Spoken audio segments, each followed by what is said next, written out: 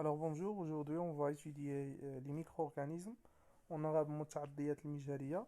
Donc c'est la première partie dans le chapitre d'immunologie. Donc on commence d'abord par des données pour poser des questions. Donc notre organisme est toujours en contact avec plusieurs micro-organismes ou plusieurs microbes. Parfois ces micro-organismes ils sont pathogènes. Pathogènes ça veut dire ils causent des maladies. Mais dans la majorité des cas, donc notre corps arrive-t-il à se guérir tout seul de ces maladies? Donc, d'après ces données, quel questionnement peut se poser?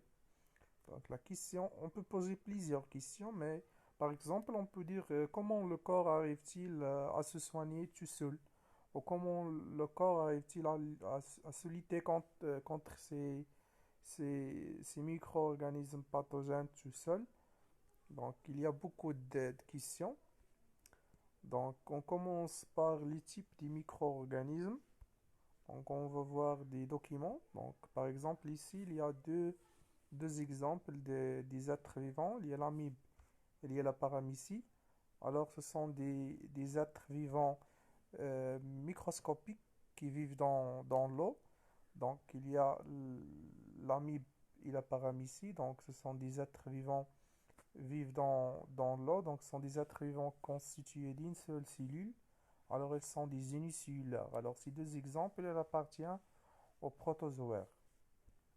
Le deuxième exemple, ce sont les bactéries. Donc, on observe ici des exemples. Il y a le bacille tétanique, il y a le bacille lactique, il y a les streptocoques.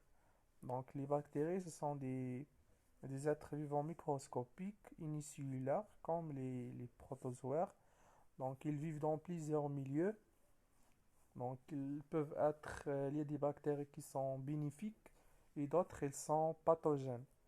Et peuvent être liés à des bactéries qui peuvent être pathogènes et bénéfiques selon les conditions de vie. Maintenant, troisième type sont les champignons. Donc, on observe ici le champignon du pénicillium et le moisissure du pain. Donc, pour le champignon du pénicillium, alors, c'est parmi les champignons utilisés dans le domaine d'industrie médicale, donc pour la production des antibiotiques. Alors, les champignons sont des êtres vivants microscopiques d'origine végétale, mais qui ne font pas la photosynthèse car ce sont des végétaux non chlorophylliens. Et après, le quatrième type du micro-organisme, c'est le type les plus dangereux. Donc, les virus sont les micro-organismes de petite taille. Donc, ils vivent dans plusieurs milieux. Sont des parasites car ils vivent dans les cellules vivantes. Donc, ici, il y a deux exemples. Il y a le virus de l'hépatite C. Il y a le virus de Rime. Donc, il y a d'autres exemples comme le virus du VIH, le coronavirus. Donc, il y a beaucoup d'exemples.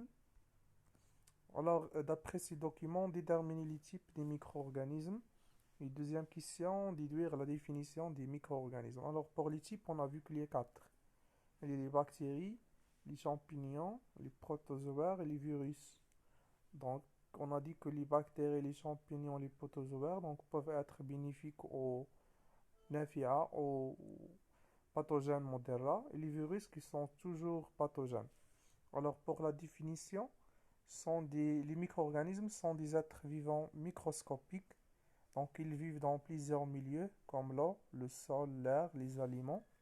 Alors, ces micro-organismes peuvent être pathogènes ou bénéfiques, sauf les virus qui sont toujours pathogènes.